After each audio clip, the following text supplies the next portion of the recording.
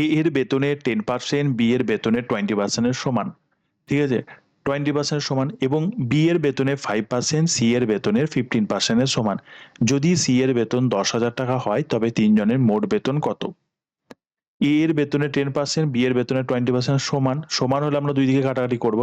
10 একে 10, পার্সেন্টেজের সঙ্গে পার্সেন্টেজ কেটে যাবে। 10 একে 10, 10 দুইয়ে 20। আবার দেখো, বি এর বেতনে 5%, সি এর বেতনে 15% এর সমান। তাহলে এদিকেও আমরা কাটাকাটি করব। 5 3 15, 5 একে 5। এবার আমরা রেশিও নেব, A is to B is to C. কিভাবে লিখবো এটা ভালো করে বুঝে নাও। এখানে এ আর বি এরটা সমান বলেছে, তাহলে এ এর সাথে 1 আছে, ওটা বি এর ঘরে বসালাম। বি এর সাথে 2 আছে, ওটা এ এর ঘরে বসাবো। হয়ে গেল। পরেরটা দেখো, বি আর সি এর এখানে সমান বলেছে, তাহলে বি এর সাথে 1 আছে, ওটা সি এর ঘরে বসাবো। আর সি এর সাথে যে 3 আছে, ওটা বি এর ঘরে বসাবো।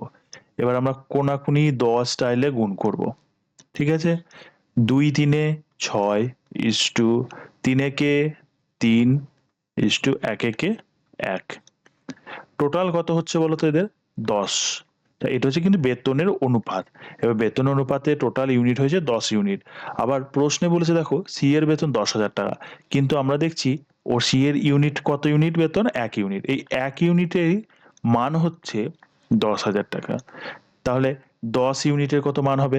1 এর যদি এত হয়, 1 এর সাথে একটা শূন্য বেড়েছে, তাহলে এখানেও একটা শূন্য বেড়ে যাবে। কত হবে? 1 লাখ টাকা। অপশন বি হবে সঠিক অ্যান্সার।